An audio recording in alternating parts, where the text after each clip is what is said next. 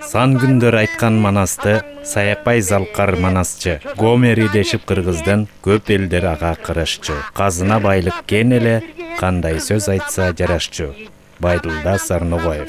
Ал айланасына чогулган элге эзелкиден кеп салып, миллиондогон сапты жаткайтып, айкөлдүн ааламына алып кирген касиети менен өзгөчөлөнө алды. Кепти тыңдаганды билген кыргыз байыркынын изине баам салып өткөндө эстеп, калкы үчүн каруусун казык, жанын азык кылган шерлердин баянына маани берер эле. Сөзүм өлгүчө өзүм өлөйүн деген кыргыз баарынан мурда сөзгө маани берген. Камойнун бир сачы кыяматтык берекет. Ача керек булсузер, Акбасайдын чубагы. Өлүм морту кыймандаш, ана ким кандай болдуң деп. Көзүмдөн карап турсачы, кесилдин канын тутошко. Анткени сан миңдеген жылдарды карыткан кыргыз от боюнда омоктуу ойго кулак салып, жан дүйнөсүн тазарткан. Асман тиреген имарат куруп, жалтырак-жултурак көр дүйнөгө умтулбастан, алдында ашы белен, короосунда малы кенен болсо, кыргыз үчүн тирилик кыбырап өтүп турган. Көр дүйнөдөн да мурда көркөм дүйнө кыргыздын карманган байлыгы саналчу. Башынан апааттуу учурларды далай кечирген эл уул кызын оң жолго салам деп эзелки кепти тыңдатып, жомок сөздү, санжыра санатты көкүрөгүнө түйсө экен деп ниет кылышчу. Бу караңгы түн болдуң эмне деген күн болду деп ошондо чыккарып эки амыйлап буркурап, ошо чыкты көк жалган атаңдын көр дүйнөгүн. Аяшан белеси кийик безинди 5 күнчүлүк жол дедиң. Алат күн безиндин жайы кол дедиң. Пайгамбар баспас безиндин казып койгон мордорун кайнатыр жолдорун. Башка элдерден айырмаланган өзгөчөлүк да ушул элдик ооз эки чыгармачылыкта катылган соң алтындан да баалуу эле. Кабат-кабат үй салып заңгыраган калаа курушпады. Заман ошондой эле. Тынч жаткан элге бүлүк салган баскынчылар капилет кол салышса, боз үйүн бүктөп, көчмөн дукту карманып, башка конуш тандап, убактылуу көчүүгө мажбур болушкан.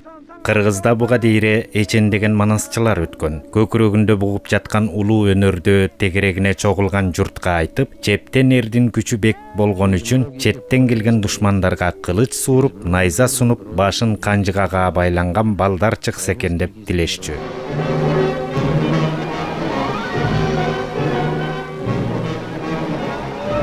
Миңдеген жылдардан бери бизге белгилүү болуп, аты калган, белгисиз болуп, унутта калган манасчылар өттү. Лайф жөнүндө кеп сала турган болсок, бул өзүнчө бир жаткан чоң жумуш. Эмне үчүн дегенде Каралаев деген ысымдын өзү азыркы муундар үчүн чоң тарих маани берип, мунун аркасында улуу Манас дастаны жатканын дароо түшүнөбүз. Ооба, манасчылардын алпы катары 20-кылымда ысымдары түбөлүккө калышкан Сагынбай Орозбаков менен Саякбай Каралаевдин мурастары биз үчүн эбегейсиз. Сагынбай Орозбаковдун тагдыры башкачараак болду. Саякбай Каралаевдей элеси экранда, үнү магниттик лентада калбай, айткан кептери кагазда калды. Улуу манасчы Саякбай Каралаев касиеттүү Ысык көл өрөөнүнүн Күнгөй тарабындагы Ак Өлөң деген жерде 1894 жылдын 7 сентябрында кедей дыйкандын үй бүлөсүндө туулган. Бала чагынан тартып ач менен токту, бар менен жокту айырмалаган зээндүү баланын шыгынын ойгонушуна чоң энеси Дакиш элдик ооз эки чыгармачылыктан кабардар, жомок сөзгө бай, сөзмөр, кошокчу болгондуктан Саякбай Манастын кара сөз түрүндөгү баяндалган окуяларын андан уккан. Манасчы өзүндөгү айтуучулук өнөрүнүн ойгонушун түш көрүү менен байланыштырып келген.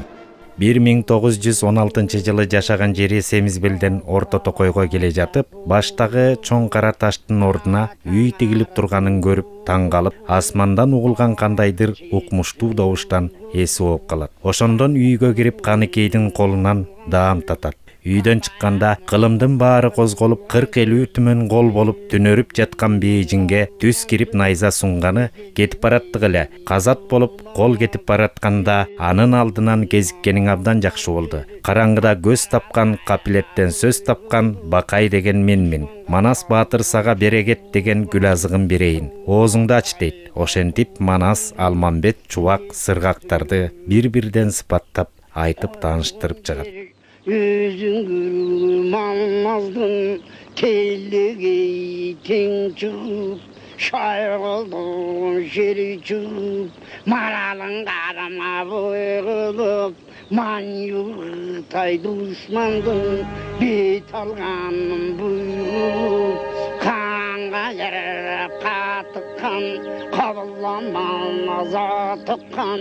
Ошол окуядан көп өтпөстөн 1916-жылы элдик көтөрүлүш чыгып, калк башына түшкөн кайгыга күбө болот. Үрккөн эл менен кошо алар да Кашкар тарапка качып жөнөшөт. Бирок унаалары начар болгондуктан узак бара алышпай, Сары жаздын көөлөсүндө калышкан.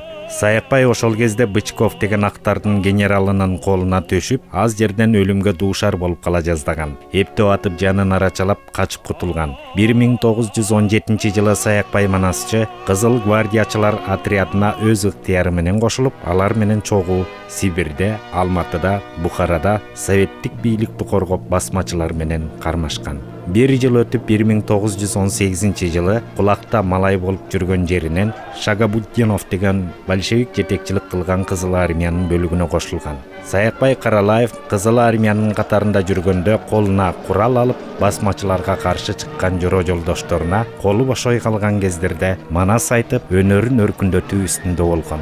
1921-1931 жылдары элине кайтып келип, совет бийлигинин чыңалышына активдүү катышып, Маман, Ырдык шаардык советтерине төрагалык милдет аткарган. Дал ошол жылдардан тартып Саякбайдын манасчылык өнөрү өркүндөгөн. Эл алдында эчен ирет Манас айткан. Айрыкча өз мезгилинде көл айланасындагы манасчылардын эң таланттуусу эсептелген Чоюке Өмүр уулу менен 1924-жылы таанышкан. Чоюкени бир топ убакыт ээрчип жүрүп, манасчылыктын сырларын өздөштүргөн.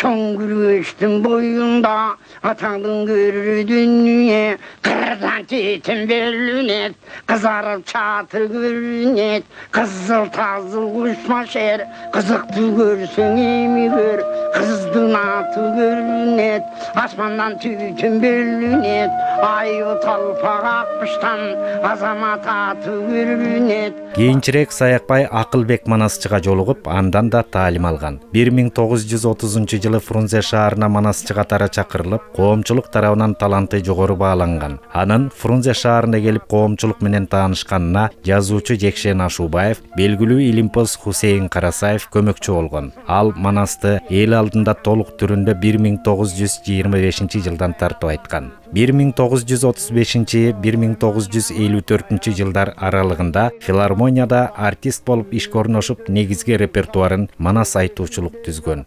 1932 жылдан баштап белгилүү манасчы катары Манастын тексти жазылып, 1937 жылы 3 жылдыктын 1-бөлүмү жазылып бүткөн.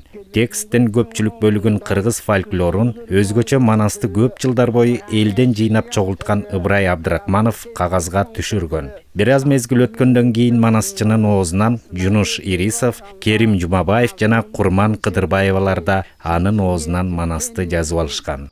Саякбайдан жазылып алынган Манастын текстинин бардыгы 500.553 сап ырдан турат.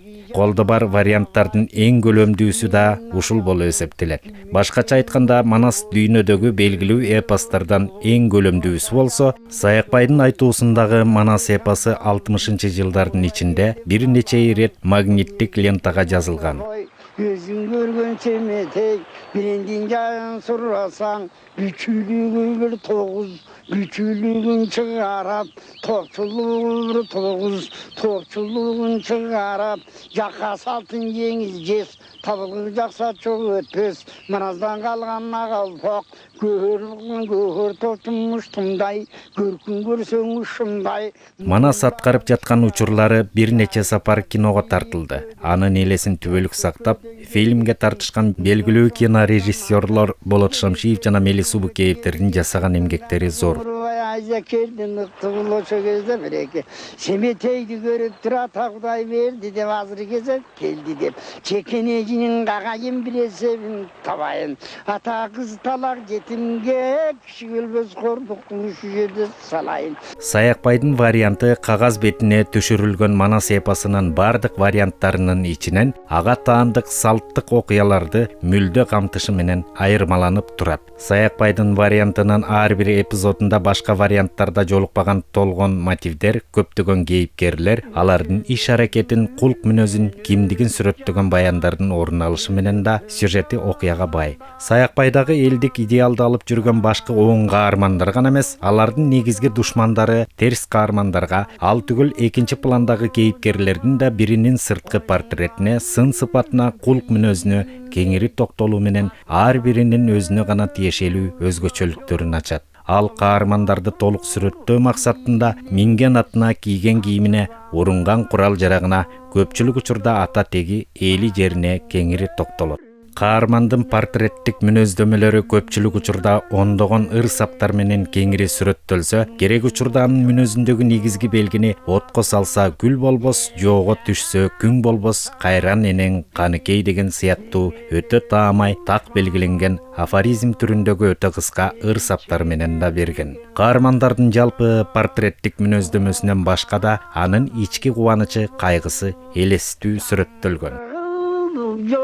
Tortup jadasın tövüp düşmanga Taşondoy sır aytıp Geçe günü kırsan Cedi geldin kıyazga Cer caynargan kol bolup Koldum barımız bolup Asman açık yer ülke Adamdın başı çalışıp, aydanın başı kırışıp. Башынан эчендеген оор окуяларды кечирип, турмушунда далай ирет жабыр тарткан Манасчы кайда гана болбосун айкөлдөрдүн ааламына сүңгүп кирип, баатырлардын баянынан кеп таштап, эл эрмегине айланган. Бармактайдан баш кошкон жубайы Бейшикан экөө, Рабиха, Калыйкан, Сайракан, Гүлсүн аттуу 4 кыз жана Сыргак, Чубак деген уулдарды тарбиялап өстүрүшкөн. Ал үй бүлөдө уул кыздарына катуу айтып какпай, мээримин төккөн камкор ата болгон. Баарынан да ал кайда гана болбосун калың журт даңазалап аткан күндө да жөнөкөйлүгүнөн жазган эмес. Ülbüğün yerden kavuşkan, alökerin koңурбай, tozgo kelgen кезинде, атымын Кытайдан калбай, шулуу тоолордон таш. 1971 жылдын 7-май күнү кечки саат 5-те сан миңдеген сапты жаткайтып, айланасындагы адамдарды айкөлүбүз Манастын ааламына алып кирген Манасчы түгөнгөн сайын түтөгөн түгөл журту менен кош айтышты. Эми Манасты дагы сакедей кылып ким айтат деп калың кыргыз бир ыйлады ошондо. 20-кылымдын Гомери аталган залкар инсан Манасчы Саякбай Каралаев менен коштошуп атып, жазуучу Чыңгыз Айтматов мындай улуу өнөрдү эми ким айтат? Өкүнүчтүүсү ушул өнөр тукум куучулук касиетке ээ эмеспи дейм. Бул иргелип отуруп бир канча мезгил өткөн соң эл арасынан кимдир бирөөгө ыроолоно турган касиеттүү өнөрбү дегени көпчүлүктүн көөнүндө калган. Менин ак бурчулгоодуңдур деди, атарга бир бүсүн деди. Мына ошондо байбиче атты карап тур деди.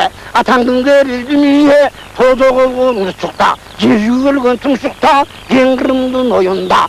Өзүн кыргызмын деп санаган ар бир жан канында кошо айланган ошол айкөлүбүз Манастын дүйнөсүн өз менен кошо ала жүрбөсө курубайбы? Тарых өзү тастыктагандай, качан кыргыз кыйын кезеңге келгенде Манаста пураан чакырышаары айныксыз чындык эмеспи?